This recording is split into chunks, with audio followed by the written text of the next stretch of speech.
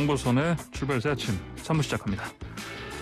자, 여론조사의 모든 것을 속속들이 재미있게 무릎을 탁 치게 예리하게 분석해주는 시간입니다.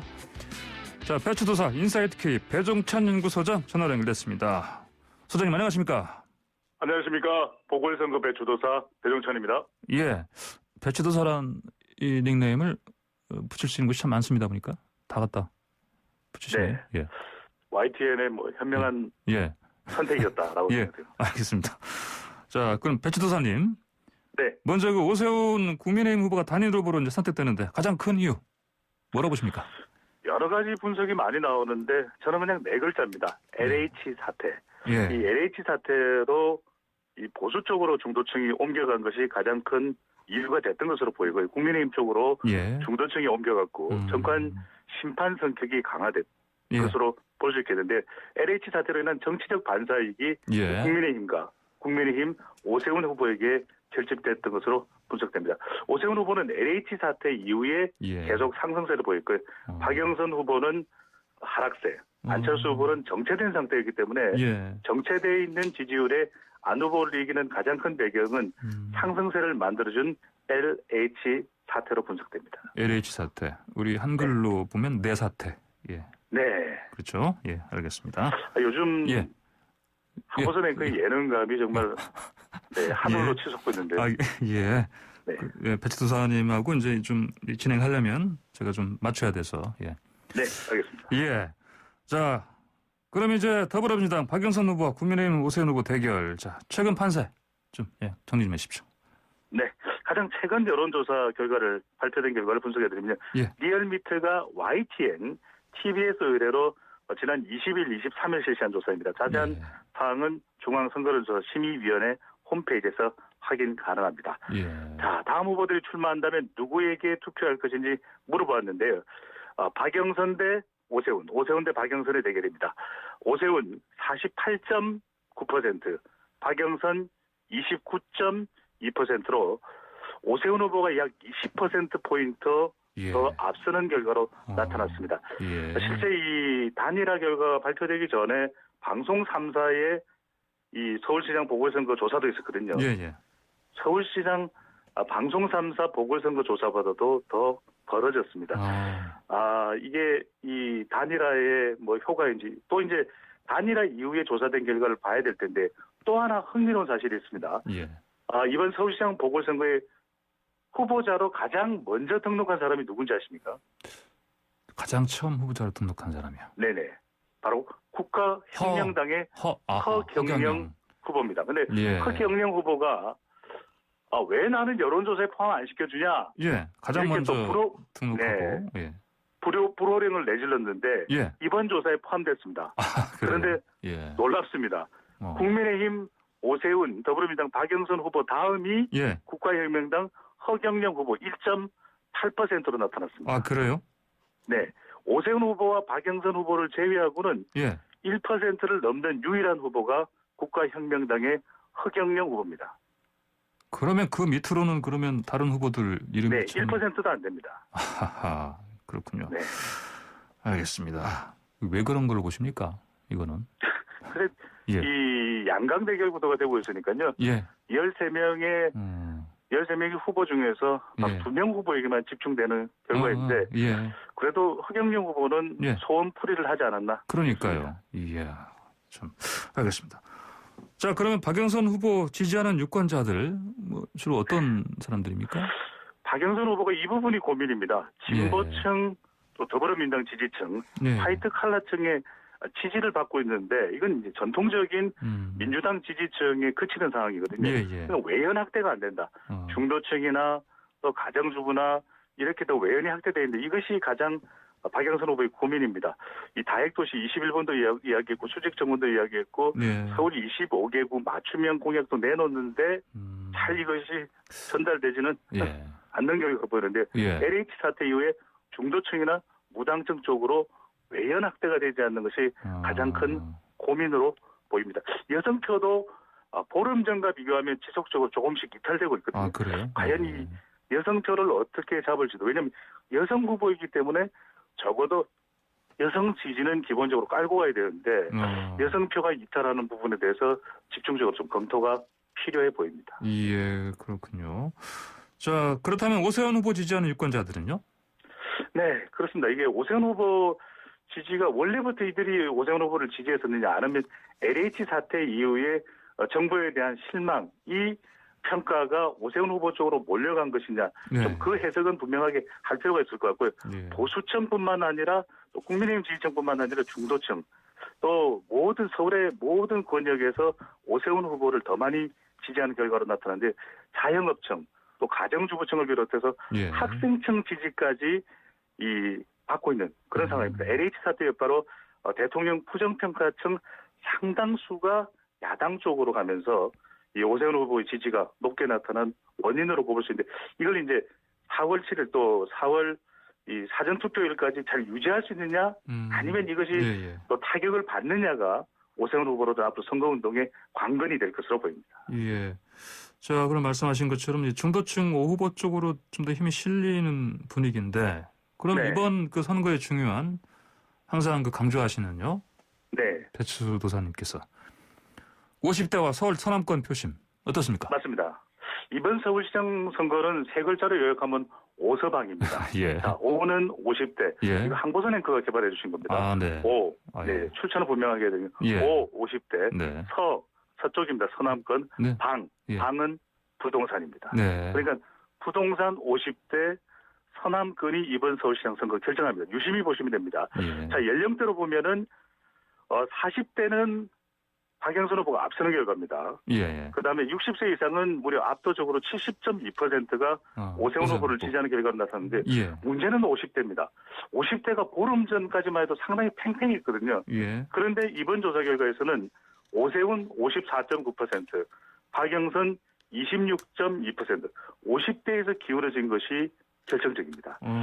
네, 역시 50대가 이번 선거를 좌우하는 것을 뚜렷하게 볼 수 있겠고 지역별로 가봅니다. 지역별로 나눠보면 서울의 강북, 강남, 동쪽, 서쪽 이렇게 나누는데 이 중에서 가장 중요한 지역은 서남권이라는 말씀을 드렸죠. 바로 여기가 어디냐면 강서, 양천, 금천, 구로, 영등포, 동작, 관악입니다. 왜 중요하냐? 여기 구로가 있습니다. 구로구가 바로 박영선 후보의 전 지역구였던 것인 만큼 이 지역이 어떻게 나오느냐가 쫓아가는 박영선 후보의 무엇보다 더 중요합니다. 그리고 이 지역의 시 경계를 넘어서면 뭐가 있느냐? 광명과 그리고 시흥이 있습니다. 이러다 보니 이 지역도 부동산 영향을 받는데 자, 한 지역만 더 봅니다. 양천구. 양천구를 우리 청취자분들께서 유심히 볼 필요가 있습니다. 역대 서울시장 선거에 자, 전체 투표 결과와 가장 비슷하게 나오는 지역이 양천구의 결과입니다. 그래서 서남권이 무엇보다도 중요하다. 다시 한번 말씀드리면 이번 서울시장 선거는 오, 서, 방, 방, 부동산, 50대, 서쪽이 결정을 합니다. 예, 알겠습니다. 자, 그러면 서울 지역 대통령 지지율, 정당 지지율 이게 선거에 영향을 줄 것 같은데 당연히요.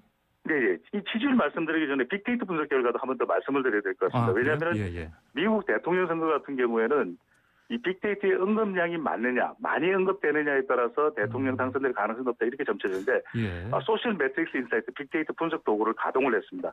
최근 일주일간의 박영선, 오세훈 후보의 이 언급량입니다. 그런데 여론조사 결과와는 다르게 거의 비슷합니다. 아, 그래요? 자, 이게 어떤 결과를 앞으로 가져다 줄지 이해찬 전 총리는 여론조사와는 다를 것이다 이런 이야기를 했는데 선거를 예측할 때 빅데이터를 보는 것도 중요합니다. 그런 만큼 이 언급량이 비슷한 것 과연 어떻게 받아들일지 봐야 될 것 같고요. 연관도는 뭐가 높은지를 봤더니 대체적으로 서울시장 선거이기 때문에 박영선 후보의 죄송합니다. 박영선 후보나 오세훈 후보 모두 서울 또 최근에 이제 오세훈 후보의 경우에는 안철수 또 박영선 후보의 경우에는 민주당과 관련했기 때문에 민주당 이렇게 높았는데 특이한 점은 박영선 후보의 연관도 순위 8위에 도쿄가 올라 있습니다. 아, 그래요? 8위에? 네, 최근에 이 국민의힘 쪽에서 공세를 퍼붓고 있는 바로 그 도쿄 땅 문제고요. 부동산 집 문제고요. 오세훈 후보는 네 번째에 내곡동에 올라 있습니다. 아, 네 번째로. 그래서 이번 서울시장 선거는 이른바 땅 선거가 된다. 이런 이야기가 나오고 있는 배경입니다. 땅 선거. 이 용어도 좀 계속해서 쓰실 예정이십니까? 네, 밀어주십시오. 예, 알겠습니다. 자주 써보시죠. 그럼 같이. 네. 자, 부산도 한번 가볼까요? 최근 네. 부산시장 선거 판세 어떻습니까? 그렇습니다. 이번 서울시장 선거도 관심을 보고 있지만 부산도 결코 무시할 수 없습니다. 더 뜨거워지고 있는 그런 추세입니다. 입소스가 중앙일보의 의뢰를 받아서 19일, 20일 실시한 조사입니다. 자세한 사항은 중앙선거여론조사 심의위원회 홈페이지에서 확인 가능합니다. 자, 박형준 국민의힘 후보, 김영춘 더불어민주당 후보, 박형준 51.2%, 김영춘 28.6%. 상당히 여기도 좀 격차가 20%포인트 이상 벌어져 있는 상태인데 이제 오늘부터 이제 공식 선거운동이거든요. 그렇죠. 과연 오늘부터 집중적으로 이제 선거운동이 들어가게 되면 어떻게 될지가 중요한데 그동안 집중됐던 것은 LCT 의혹인데 아직까지는 박형준 후보가 큰 타격을 받는 모습은 아닙니다. 그만큼 또 국민의힘이나 보수층들이 결집하고 있는데 공식 선거운동이 들어가면 또 다른 변수들이 있을 텐데 같은 조사기관이 3월 초에 실시했던 거와 아주 큰 차이는 없습니다. 그러니까 아직까지 이 LCT 의혹이 어떻게 영향을 줄지도 좀 살펴볼 또 분석을 해볼 필요가 있겠습니다. 예, 박형준 후보, 김영춘 후보 지지층은 어떻습니까?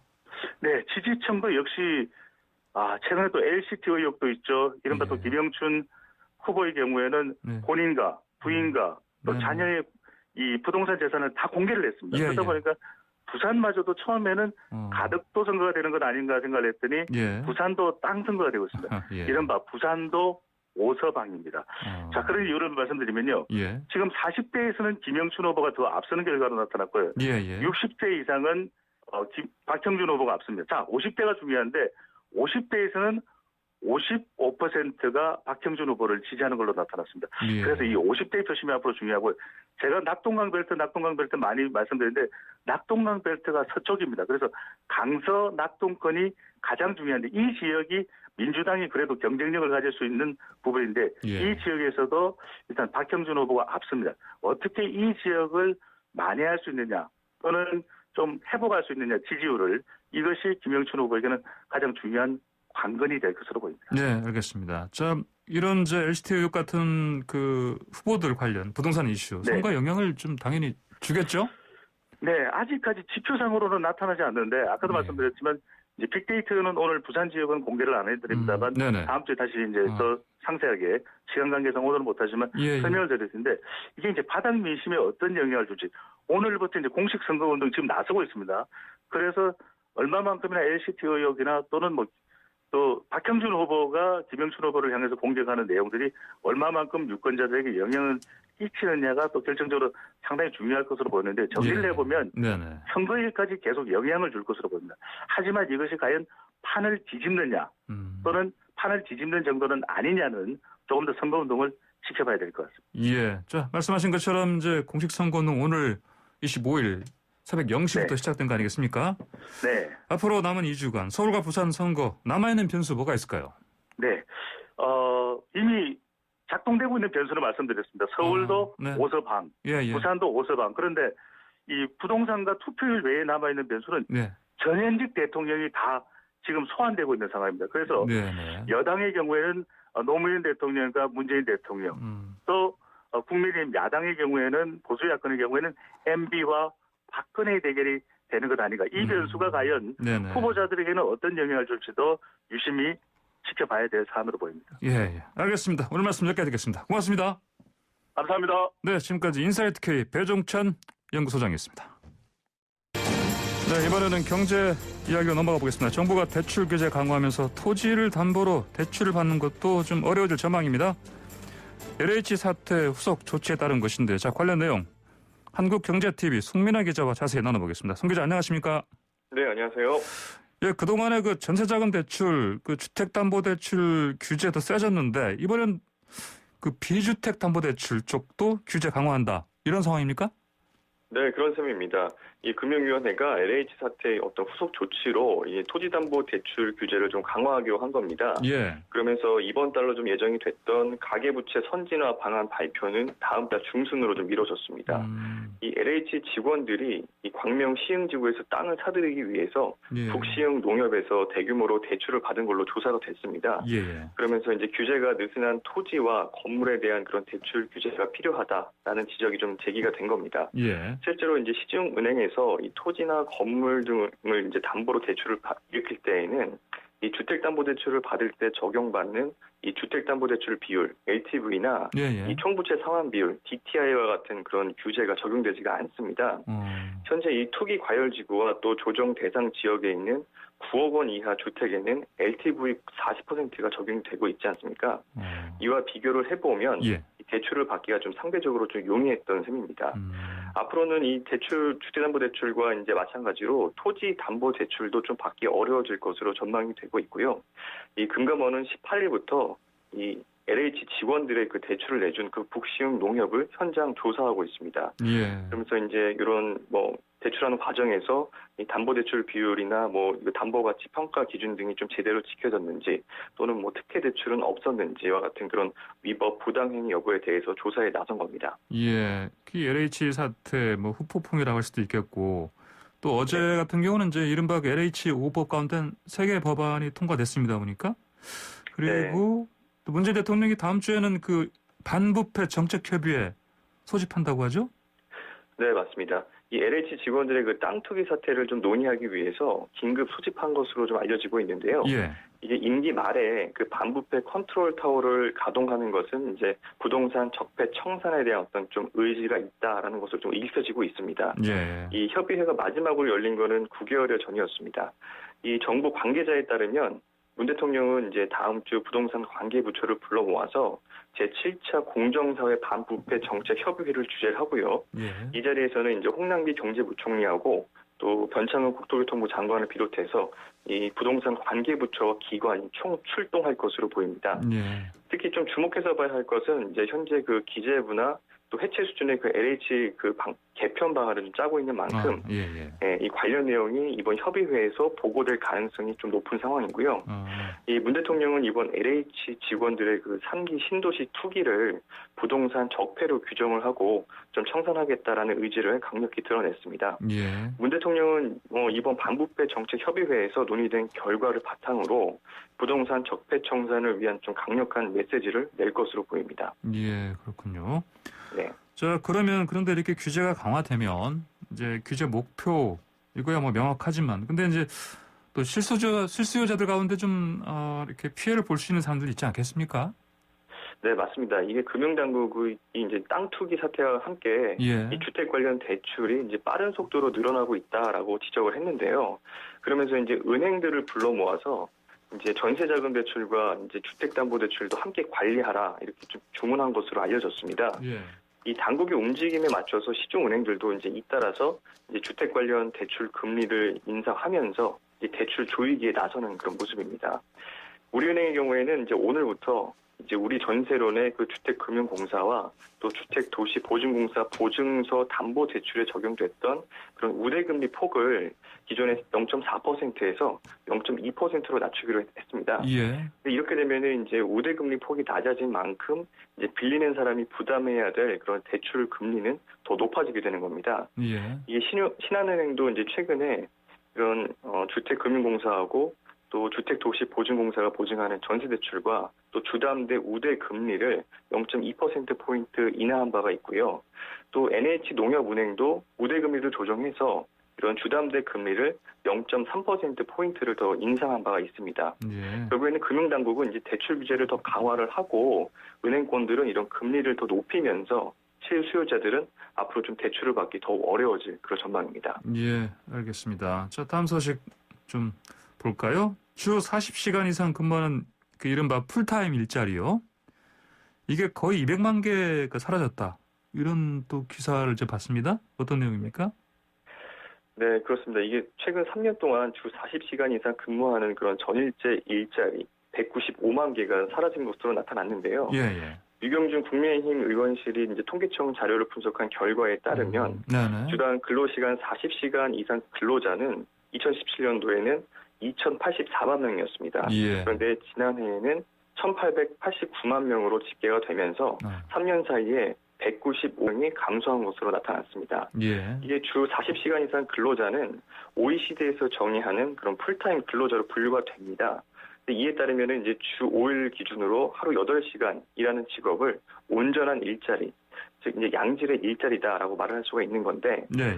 조금 눈여겨봐야 할 부분이 이 기간 동안 이제 주 40시간 미만으로 일하는 근로자는 오히려 213만 명이 늘어났다는 점입니다. 아, 그래요? 네, 이게 전체 취업자 수로 좀 놓고 보면 그래서 이제 18만 명이 오히려 더 증가한 셈이고요. 그런데 이제 온전한 일자리가 좀 줄었기 때문에 이 고용의 질은 더 나빠졌다라는 그런 분석이 좀 나오고 있습니다. 네, 알겠습니다. 자, 그러면 이게 풀타임으로 환산하는 고용률 이것도 그러면 좀 떨어지는 겁니까? 당연히? 네, 일단 이 풀타임 환산 고용률이 뭔지를 좀 한번 짚어봐야 될 것 같은데요. 네, 이게 뭐냐면은 이제 한 주에 이 40시간을 일한 것을 이제 취업자 한 명으로 보고 이제 근로 시간을 반영한 그런 고용률입니다. 이게 OECD 공식 통계인데요. 예를 들어서 이제 주 20시간을 일하면 0.5명으로 이제 반영이 되고요. 80시간을 일하면 2명으로 이제 환산하게 됩니다. 이렇게 따져봤을 때에도 이제 2017년도에는 65.1%에서 2018년도 63%, 2019년에는 62%, 그리고 지난해에는 58.6%로 3년 동안 6.5%포인트가 이제 떨어지면서 꾸준한 그런 하락세를 이어가고 있습니다.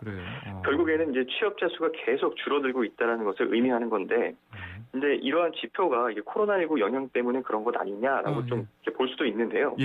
이게 이제 이미 2018년도에 이 63%를 기록을 하면서 이전에 그 최저 기록치였던 2013년도에 64.4%의 수준을 하회했기 때문에 이게 코로나19 영향이다. 반드시 그런 영향 때문이다라고 말하기도 좀 애매한 그런 결과라고 볼 수가 있겠습니다. 그런데 다만 그렇더라도 2018년, 2019년, 20년 넘어갈 때 62%에서 58%로 떨어졌으니까 폭이 약간 넓어지긴 했나요, 보니까? 약간? 네, 그렇습니다. 그렇군요.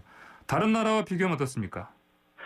네, 뭐 다른 나라 이제 국제 기준을 좀 살펴봐야 될 것 같은데요. 이제 15세에서 64세 기준으로 이제 OECD 회원국의 그 평균 풀타임 고용률은 2017년도에는 64.2%였고요. 이제 그게 2019년도에는 65.5%로 오히려 이제 상승을 했습니다. 또 같은 기간 이제 미국의 경우를 좀 살펴보면 67.5%에서 68.9%로 1.4%포인트가 증가했고요. 또 영국은 68.4%에서 69.3%로 0.9%포인트가 개선이 됐습니다. 유경준 국민의힘 의원은 이를 두고 이제 2010년대에 들어서 주요 선진국들을 중심으로 좀 과도한 그런 근로시간 단축 정책이 어떤 또 고용의 질을 좀 악화시켰다라는 그런 좀 반성이 좀 커졌다 이렇게 분석을 했고요. 최근 들어서는 이제 풀타임 근로자의 비중이 조금씩 더 늘어나는 추세다라고 이렇게 좀 분석을 했습니다. 전문가들도 이에 대해서 이제 우리나라의 경우는 이제 또 단시간 근로자만 늘어나고 또 고용의 질이 좀 크게 악화된 것으로 이제 평가를 했는데요. 그 이유로 이제 크게 몇 가지로 좀 진단을 했습니다. 먼저 이제 정부의 그 재정 일자리 공급이 확대됐기 때문이다라는 입장입니다. 이 정부가 이제 직접 일자리를 제공하는 그런 재정 일자리의 그 확대가 전체 취업자 수는 늘려서 좀 고용 시장이 좀 양호한 것처럼 이렇게 보이는 그 효과는 있었지만 이게 직접 일자리는 이제 정부가 이 취약계층에게 세금으로 좀 인건비를 지급해서 만든 그런 단기간 그런 좀 단시간 계약직 일자리가 대부분이거든요. 그러다 보니까 이제 대부분 이 계약 기간이 1년 미만이고 또 근로 시간은 주 30시간 미만입니다. 또 이 최저임금이 이제 크게 오르면서 강제적으로 이제 근로 시간을 좀 단축시키는 경우가 좀 늘고 있는 부분이나 또 코로나19로 인해서 이제 경기가 침체가 되면서 양질의 그 민간 일자리가 부족해진 점 이런 부분들도 고용의 질이 좀 악화된 원인으로 거론이 되고 있습니다.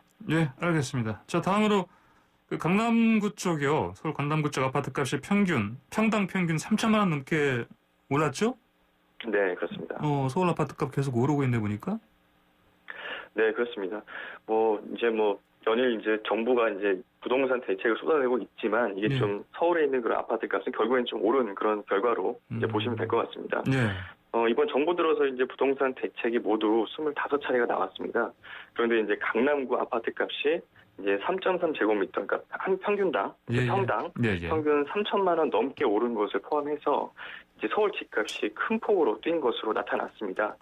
이 부동산 정보업체 그 주택 가격 동향을 좀 분석한 결과를 보면 2017년도 5월에 서울의 평균 아파트 값은 3.3제곱미터당 2,326만 원이었습니다. 그런데 지난달 4,194만 원으로 파악이 되면서 1,868만 원 오른 것으로 나타났습니다. 이 상승률로 좀 살펴보면 4년 전보다 이제 80%가 넘게 오른 그런 수치입니다. 예, 그렇군요. 자, 아무래도 이제 뭐 아파트값 많이 오른다 강남 지역일 텐데 지역별로 좀 어떻습니까? 네, 뭐 예상하신 대로 이제 강남 지역에 좀 많이 몰려 있었습니다. 예, 예. 이 집값이 가장 많이 오른 곳은 아까 말씀드린 대로 이제 강남구였습니다. 예. 3.3제곱미터당 평균 4,397만 원에서 7,492만 원으로 4년여 만에 3,095만 원이 올랐고요. 예. 서초구는 이제 3,831만 원에서 6,470만 원으로 2,640만 원이 올랐습니다. 예. 송파구는 2,870만 원에서 5,348만 원으로 2,478만 원 오르면서 이른바 이제 강남 3구가 이제 서울 집값 상승액 상위 1, 2, 3위를 모두 차지했습니다. 예. 또 가장 많이 오른 아파트도 좀 구체적으로 살펴보면요. 국토교통부 부동산 실거래 정보에 따라서 이 강남구 도곡동 도곡 1차 아이파크 전용 84제곱미터는 2017년 5월에 10억 4천만 원에 거래가 됐는데요. 예. 지난달에는 20억 원으로 4년여 만에 이제 9억 6천만 원이 올랐고요. 거의 2배네요. 예. 네, 그리고 이제 재건축 대표단지 이제 강남구 대치동 음마아파트 84제곱미터는 예. 같은 기간에 14억 2천만 원에서 24억 5천만 원으로 10억 3천만 원이 오른 값에 이제 거래가 이루어진 바가 있습니다. 예. 알겠습니다. 자, 이 강남 3구 못지않게 우리가 이른바 뭐 마용성이라고 하지 않습니까? 마포용산 네, 성동구죠? 예. 이쪽 네, 어떻습니까? 그렇습니다. 예. 마포용산 성동구 이른바 이제 마용성 지역도 네. 이제 강남 3구만큼은 아니지만 이제 큰 폭의 오름세를 기록을 했습니다. 네. 이 마용성 지역의 총 9개 구의 평균 아파트값 상승액은 2천만 원을 넘어섰습니다. 구체적으로 좀 말씀을 드리자면 성동구가 2,306만 원에서 4,700만 원으로 예. 2,394만 원이 올랐고요. 예. 이 오름폭만 좀 말씀을 드리자면 광진구가 2,165만 원이 올랐고 마포구가 2,094만 원, 용산구가 2,062만 원, 동작구가 2,043만 원, 영등포구가 2,008만 원 순이었습니다. 그러면 이제 앞으로 이 집값이 이제 계속 오를 것이냐 아니면 이제 뭐 떨어질 것이냐에 대한 그런 전망도 좀 궁금하실 텐데 이 전문가들은 올해에는 이 공시가격이 상승하면서 다주택자들의 그 어떤 세 부담이 더 커졌기 때문에 어느 정도는 이런 가격 조정이 좀 있을 수 있다라고 설명을 했습니다. 예. 그렇지만 이제 강남구의 경우에는 일단 수요가 탄탄하고요. 또 증여를 통해서 보유하고 있는 그런 주택의 그 처분할 수가 있는 만큼 매매 가격이 안정화 단계로 가고 있다. 예측하기는 좀 어려울 수 있다고 전망을 했습니다. 예. 또 이 서울을 제외한 수도권에서는 경기도 의왕시의 그 집값이 가파르게 상승하는 점도 좀 주목해봐야 될 것 같은데요. 예. 지난주에 이 의왕시 아파트값은 0.9%가 상승하면서 예. 전국에서 가장 높은 상승률을 보였습니다. 예. 의왕시는 또 올 들어서도 이 아파트값이 10% 이상 오르면서 전국 상승률 가운데 1위를 기록하기도 했습니다. 예, 알겠습니다. 오늘 말씀 여기까지 듣겠습니다. 고맙습니다. 네, 고맙습니다. 네, 지금까지 한국경제TV 송민아 기자였습니다. 네, 황보선의 출발사 아침 잠깐 광고 듣고 4부로 돌아오겠습니다. 네, 황보선의 출발사 아침 4부 시작합니다. 해운대, 부산 해운대 맥라렌 갑질, 대구 식당의 욕설 논란, 이런 사건 사고 어제 뉴스 관심 있게 보시는 분들이라면 자주 최근에 특히 인터넷 뜨겁게 달군 뉴스로 보셨을 텐데, 자, 두 사건 모두가요.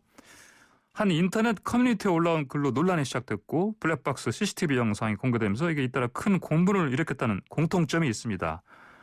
자, 현대판 신문고로 불리기도 하는데 인터넷 커뮤니티의 그 영향력 새삼 느끼게 해준 사건인데, 자, 더더뉴스에서 윤현숙 기자와 함께 더 자세히 좀 들여다보겠습니다. 윤 기자 안녕하십니까? 네, 안녕하세요. 예, 그 부산 해운대 맥라렌 갑질 사건 이게 뭐였죠? 간단히 좀 정리해 주시죠. 네, 부산 해운대에서 한 운전자가 슈퍼카 운전자와 시비가 붙었는데 예. 똥차가 어디서 끼어드냐 아이고. 뭐 이런 모욕적인 말과 욕설을 들어서 심한 모멸감을 느꼈다. 이러면서 해운대 갑질 맥라렌이라는 제목으로 예. 보배드림이라는 인터넷 게시판에 글을 올리면서 알려지게 된 사건입니다. 보배드리며, 예, 보배드림, 예. 글을 올린 운전자는 그 슈퍼카 운전자가 갑자기 끼어들어서 욕설을 하고 차에서 내린 뒤에 막말을 퍼부었는데 예. 당시 차 안에 아이 셋과 아내가 타고 있었기 때문에 예, 극도의 예. 불안감을 느꼈다고 주장을 했습니다. 또 아이들 앞에서 아버지가 거지라서 그런 차를 탄다. 이런 모욕적인 말을 퍼부어서 가족들이 예. 오랜 시간이 흘러도 힘들어한다면서 슈퍼카 차주 운전자를 협박 혐의로 고소를 했습니다. 예. 이 가해자로 지목된 사람이 탔던 차량은 그 대당 수억 대를 호가하는 스포츠 차인데요. 예. 뭐 이러다 보니 비싼 차 타면 다냐, 고가 수입차 운전자의 갑질이라는 비판이 쏟아졌고 논란이 확산되자 상대 차량 운전자도 인터넷 게시판에 글을 올렸습니다. 예. 욕설에 대해서는 사과를 하지만 피해를 주장하는 운전자가 자신의 차량을 가로막고 급브레이크를 밟았다, 뭐 이런 식으로 반박 해명하는 글을 올렸는데요. 예. 이렇게 두 운전자가 서로 인터넷 게시판에 잇따라 글을 올리면서 진실 공방이 좀 벌어졌었는데 이어서 당시 주변에서 촬영된 CCTV 영상이 공개되면서 예. 완전히 결론이 났습니다. 슈퍼카 운전자가 잘못을 했다, 이렇게 슈퍼카 운전자의 행동을 질타하는 의견이 줄을 이뤘는데요. 예. 왜냐하면 그 차에서 내려서 아이가 타고 있는 그 차량 썬루프에 대고 예. 막말하는 장면이 담겼기 때문입니다. 그래요. 그래서 명백한 보복 운전이다. 예. 이렇게 인터넷상의 여론 정리가 됐고요. 결국 슈퍼카 차주도 사과문을 다시 게시를 했습니다. 모든 처벌을 달게 받겠다. 그리고 화난다, 이런 짧은 생각 하나 때문에 이 피해 가족분들한테 씻을 수 없는 상처를 준 것 같아 죄송하다, 이런 말을 남겼습니다. 그래요? 이 사건은 현재 경찰이 수사하고 있는데 교통사고 조사계가 아니고 형사계에 배정이 됐습니다. 형사계요?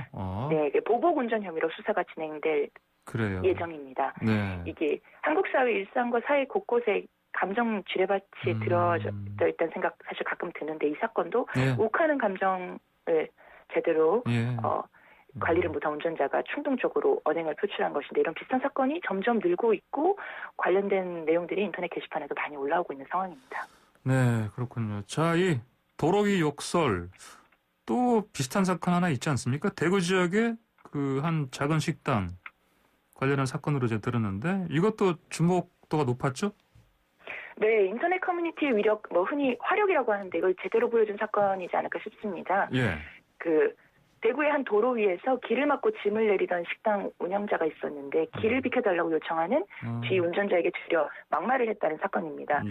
이 인터넷 커뮤니티에 사연 올린 작성자는 당시에 식당 운영자와 아들로 보이는 그 두 부자에게서 6분 넘게 욕설을 들었다. 그리고 주변 사람들이 나와서 말리는데도 막무가내로 당했다. 굉장히 억울하다고 주장을 했습니다.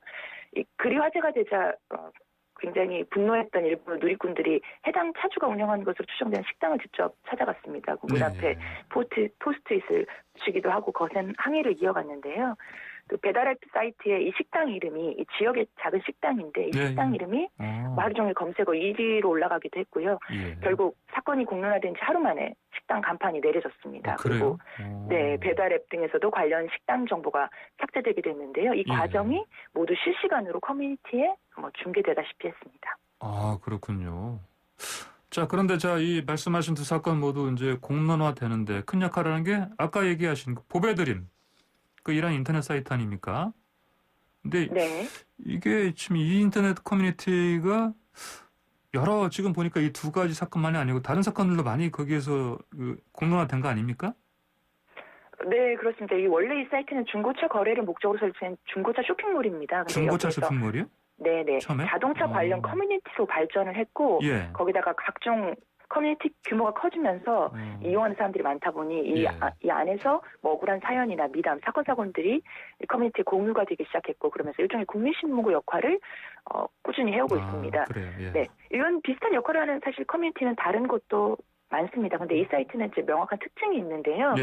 이용자들의 성별과 연령대가 통계로 이렇게 명확하게 집계되는 것은 아니지만 중고차 커뮤니티라는 특성을 고려할 때 보통 30, 40대 이상 또 남성 이용자가 더 많다, 이런 게 업계의 평가입니다. 그래서 다양한 연령, 직업군의 사람들이 모여있다가 게시판에서도 법적 문제에 대한 자문을 구하는 글이 올라온다, 이러면 법 전문가가 등장해서 답변을 달아주고, 사업에 대한 조언을 구하면 사업가나 자영업자가 충고나 조언을 해주는 경우도 많아서 점점 더 커뮤니티가 활발해지게 됐습니다. 또 논란이 되는 사건이 올라오면 댓글을 통해 갑론을박이 펼쳐지기도 하고, 또 다른 커뮤니티로도 즉각적으로 활발하게 전파가 되는 이른바 화력을 과시를 하고 있는 건데요. 보배드림에서 시작돼서 공론화되거나 해결된 사건 사고가 상당히 많습니다. 몇 년 전에 한국 사회를 흔들었던 버닝썬 게이트 기억하시죠? 네네. 그 판도라의 상자를 여는 시초가 됐던 게 그 클럽 버닝썬에서 일어났던 폭행 사건이었는데, 그 사건에 대한 글도 이곳에서 처음 올라오면서 공론화가 시작이 됐습니다. 또 또래 성폭력 피해 사실 내용을 좀 담고 있었는데 성남 어린이집에서 있었던 사건도 여기 회원들이 적극적으로 댓글을 달고 다른 곳에 공유하면서 많은 언론에서 기사화가 됐고요. 최근에는 그 KTX 열차 안에서 음식 먹던 여성이 그 제지하는 다른 승객에게 막말을 해서 논란이 됐던 사건이 있었는데. 그 햄버거 먹던 분이요? 예. 네네네. 그 사연도 여기를 통해서 처음 제보가 됐었고. 그래요? 네. 특히 또 차량 관련 사이트다 보니까 당연히 블랙박스 영상이 많이 공유되고 교통사고 관련된 사건 사고나 이런 것에 대한 논의나 해결도 활발합니다. 거슬러 올라가 보면 사실 이 사이트를 일반인들에게 크게 알렸던 사건 중에는 크림빵 뺑소니 사건이 있습니다. 그거요? 그 안타까운 사건이었죠? 네. 출산을 앞둔 아내에게 그 빵을 사서 귀가하던 중에 뺑소니 사고를 당한 가장의 안타까운 사연이었는데 수사에 난항을 보였는데 이 사건에 이 사이트 이용자들이 적극 참여해서 해결에 도움을 줬습니다. 왜냐하면 전국에 자동차 마니아 운전자들이 모여있기 때문에 이 사건 당시에도 영상을 분석하고 하면서 뺑소니 차량을 특정하는 데 도움을 줬고 결국 가해자가 압박을 느껴서 자수를 하기도 했습니다. 그래요? 네. 그 최근에 그 트럭 있지 않습니까? 트럭에 그 바위 가득 실었는데 아무런 덮개도 없고 달리던 차량 있지 않습니까? 그것도 여기 사이트에서 오른 거 아닙니까? 관련 얘기가? 네, 맞습니다. 워낙 제목이 인상적이어서 또 많은 곳에서 공유했는데 출근길 예비살인마를 봤습니다라는 제목으로 글이 올라왔는데요. 그 적재함이 뒤편 문짝이 떼어진 채로 아주 대형 바위를 가득 싣고 달리는 위험천만한 덤프트럭의 모습을 시민이 찍어서 올렸는데 굉장히 한눈에도 위험천만해 보이는 모습이었기 때문에 많은 분들의 관심을 불러왔고 결국 경찰도 움직이게 했습니다. 그래서 제보자와 주변 CCTV 분석을 통해서 경찰이 사진 속의 운전자를 찾아서 입건을 했습니다. 그렇군요. 자, 그런데 이게 말씀하신 것처럼 여러 그 사회적으로 공론화된 사건들이 이 커뮤니티를 통해서 알려졌는데, 근데 이게 사실 익명으로 운영되는 거 아닙니까? 네, 그렇습니다. 그러면 아무래도 부정확한 정보도 좀 많이 나올 것 같기도 하고 어떻습니까? 네, 그 인터넷 익명 커뮤니티는 현재에서는 일종의 대나무숲 역할을 합니다. 개인적으로 억울했던 일, 다른 이들의 의견이 필요한 일을 공유를 하고 이 중에 이제 다수가 공감을 하면 공론화돼서 수많은 글 중에서 이렇게 수면 위에 부각이 되기 시작하는 건데요. 네, 근데 익명 게시판이다 보니 어떻게 보면 동전의 양면 같은 기능이 있습니다. 이렇게 폭로하는 당사자나 피해를 입은 개인 같은 경우에는 이렇게 글을 올리면서 자신의 사정을 설명을 하되 본인에 대한 사회적인 주목은 줄여줘서 혹시나 이런 글들에 대해서 노출이 될 때 혹시나 행여 입을 수 있는 그 2차 피해를 조금은 피하게 해주고 대신에 논란의 사실은 가감없이 이렇게 폭로하게 하는 순기능은 있습니다. 근데 이런 익명성이 있기 때문에 자작극 논란에서는 자유로울 수 없다 이런 단점도 있습니다. 예를 들어 이 보배드림이라는 사이트 같은 경우에는 아주 문제가 됐던 사건이 또 하나 있었는데요. 원래 본인의 딱한 사정을 알리고 아이가 아프다 이런 식으로 후원을 받던 이용자가 있었는데 다른 이용자들한테 쓰레기 택배를 받았다고 주장하면서 피해를 호소해서 많은 사람들이 안타까운 마음에 수천만 원 넘게 모금을 해준 적이 있었어요. 그런데 알고 보니까 사기극으로 드러나서 재판을 받게 된 적이 있었습니다. 결국은 실형까지 선고를 받았고요.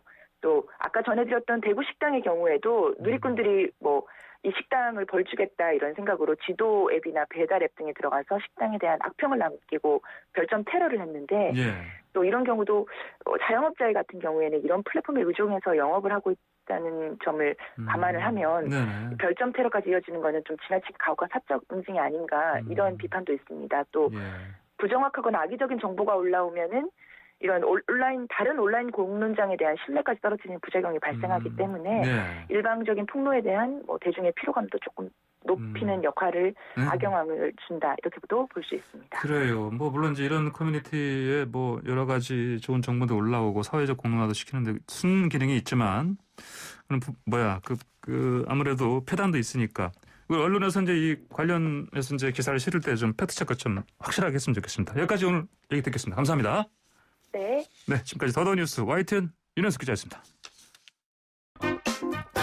매일 아침 스포츠의 매력을 짧고 굵게 전해주는 코너 스포츠가 얼마나 좋은지 YTN 스포츠부 조은지 기자 나와있습니다. 안녕하십니까? 안녕하세요. 네. 어제 말씀드린 대로 여자 배구 플레이오프 3차전 어젯밤에 다녀왔습니다. 어떻게 됐습니까? 흥국생명과 IBK 기업은행의 최종전. 네. 누가 챔프전에 가냐 이것도 당연히 관심인데 혹시 김연경 선수의 시즌 마지막 경기는 아닐까? 혹시 V리그 국내 고별전이 되지는 않을까? 맞아요. 저를 포함해서 구름 취재진이 모였습니다. 그래요? 근데 이제 경기 시작 1시간 전에 선수들이 들어와서 코트에서 몸을 풀거든요. 예. 근데 김연경 선수 오른손에 칭칭 테이핑을 하고 붕대를 감고 들어온 거예요. 오른손에 어떤 엄지에. 부위? 엄지 쪽에요? 네. 엄지 쪽이면 굉장히 중요한데요? 그렇죠. 그래서 예. 2차전 때 사실 공을 맞아서 좀 삐끗했던 부위예요. 그래서 통증도 좀 있는 상태라고 하는데 예. 딱 그 모습만 보면 공을 때릴 수 있는 건가? 반신반의해요, 정말. 예. 동시에 저 개인적으로는 오늘 흥국이 그냥 이기겠다. 원래 붕대 감고 피 흘리고 이러면 확실히 실력 그 이상을 끌어내는 그래요. 특별함, 정신력 이런 게 있잖아요. 예. 김연경 선수 어제 첫 득점 또 매치 포인트 마무리까지 모두 23득점을 올렸고요. 예상대로 다른 선수들이 정말 잘했어요. 그래요? 그래서 흥국생명이 3대0으로 이렇다 할 위기도 없이 이기고 챔프전에 올랐습니다. 김연경 선수 개인적으로는 해외 진출 전인 2008-9 시즌 이후 12시즌 만에 다시 우승에 도전하게 됐습니다. 예, 3대0 완승이네요. 네. 완전히. 자, 그러면 근데 네. 아까 말씀하신 것처럼 배구할 때 이 공을 스파이크할 때 때리는 부위가 이 엄지 바로 이쪽 주이기 때문에 네. 굉장히 중요한데 네. 그 아픈 거 맞아요, 근데요? 그러니까요. 저희도 이제 예. 끝나면서 야 진짜 아픈지 한번 물어보자 기자들끼리도 막 그랬는데 네. 정말 칭칭 두껍게 감았더라고요. 근데 뭐 본인은 그냥 테이핑이고 예. 다른 선수들 가진 부상 정도예요. 이렇게 시크하게 말을 하더라고요. 그래요. 네, 뭐 챔프전에서도 계속 감고 나올지 아마 나올 것 같은데 예. 내일 시작하는 챔프전 상대는 신흥 라이벌이 GS 칼텍스입니다. 김연경 선수는 우리 팀 슬로건을 끝까지 간다로 잡았다. 되든 안 되든 끝까지 잡고 늘어지겠다. 부담 없이 우리 도전자 입장으로 우승까지 가겠다. 이런 얘기를 했고요. 예. 챔프전은 오전 3선승제입니다. 그래서 일단 뭐 지더라도 3경기까지는 무조건 하는 거니까요. 예. 월드스타 경기를 좀 더 볼 수 있는 건 축복이고 행운이고 또 엄지손가락에 예.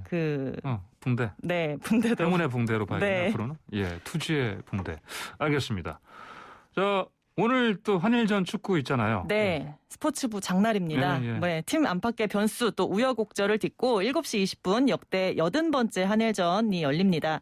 손흥민, 황의조, 황희찬, 이재성 이런 대표팀 핵심이었던 유럽파들 빠진 상황이지만 라이벌전의 특수성을 선수들도 또 벤투 감독도 잘 알고 있습니다. 일본의 10,000명 관중 앞에서 정신력, 투혼 이것만으로도 과연 반전을 쓸 수 있을까 살짝 걱정이 되긴 하거든요. 근데 이제 앞서 79번 열렸던 맞대결에서는 우리가 42승 23무 14패로 크게 앞서 있어요. 특히 월드컵 최종 예선 같은 중요한 길목마다 이겨서 더 짜릿하고 더 강렬했죠. 특히 2010년 남아공 월드컵 앞두고 일본이 우리 월드컵 가서 16강 가겠다 잘하겠다 출정식 하는 날 박지성 선수의 그 산책 세레머니 기억나시죠? 사이타마의 6만 명 울트라 니폰을 침묵시켰던 그 경기 2대0으로 당시에 우리가 이겼는데요. 반대로 꼭 10년 전 2011년 삿포로에서는 참사로 불렸던 경기가 있어요. 0대 3으로 졌습니다. 이후에 조광래 당시 감독이 경질되기도 했는데요. 어찌됐건 우리 벤투호 6월 월드컵 예선 있거든요. 힘든 상황이지만 선수단 전력 파악 또 실전 감각을 맞춰보는 보약으로 삼았으면 좋겠습니다. 네, 이번 한일전에서 좀 눈여겨볼 선수 좀 소개 좀 해주십시오. 네, 뭐 이군 전력이라는 말도 있지만 누군가에게는 국가대표팀 눈도장을 찍을 수 있는 절호의 찬스입니다. A매치 데뷔전을 기대하는 정우영 선수라고 있어요. 89년생 미드필더보는 그 알사드에서 뛰는 정우영 선수 말고 독일 분데스리가 프라이부르크에서 뛰는 99년생 정우영 선수입니다. 동명이인이 나란히 뽑혔는데 제가 오늘 소개하는 이 선수는 22번을 달고 뛰는 국가대표 샛별이에요. 올 시즌에 분데스리가 3골 넣었고요. 이강인 선수랑 연령별 대표로 함께 손발을 맞춘 것도 장점입니다. 벤투 감독도 이강인, 정우영을 키플레이어로 꼽았고요. 우리 축구의 이제 미래를 확인하는 무대가 됐으면 좋겠습니다. 그 일본 팀에 리버풀 출신의 미나미노 선수도 있는데 중원 싸움이 이 정우영, 이강인과 미나미노의 싸움이 볼만할 것 같고요. 어제 일본의 주장 요시다 마야 선수는 프리미어리그 이제 사우스햄프턴에서 8년을 뛴 유럽 무대에서 10년을 뛴 베테랑인데 어린 선수들은 모르겠지만 나는 다리가 부러져도 몸이 부서져도 한일전은 맞서서 이겨야 한다고 선배들한테 배웠다. 이런 얘기로 투지를 또 불태웠습니다. 그렇군요. 알겠습니다. 오늘 올림픽 성화봉송 시작하죠. 네, 오늘부터 도쿄올림픽 개막식이 열리는 7월 23일까지 121일 동안 약 10,000명의 성화봉송 주자들이 47개 자치단체 돌면서 올림픽 분위기를 띄울 예정입니다. 첫 장소는 일본 후쿠시마 현에 있는 축구시설 제2빌리지입니다. 2011년 동일본 대지진 때 사고대책본부로 썼던 상징적인 장소인데 도쿄올림픽 조직위원회는 성화봉송을 통해서 10년 전 재앙으로 처참히 파괴된 후쿠시마를 보여주고 싶다. 당시 전 세계에서 받았던 이 도움과 지원에 일본이 느낀 고마움도 보여주고 우리 이렇게 잘 극복했다, 부응했다라고 알리고 싶다 이런 얘기를 했고요. 잠시 뒤 9시에 성화 출발식이 있고 9시 40분에 첫 번째 주자가 달릴 예정입니다. 네, 알겠습니다. 오늘 소식 여기까지 듣겠습니다. 감사합니다. 고맙습니다. 네, 지금까지 YTN 스포츠부 조은재 기자였습니다. 네, 황보선의 출발새 아침 목요일 순서 여기서 마칩니다. 감사합니다.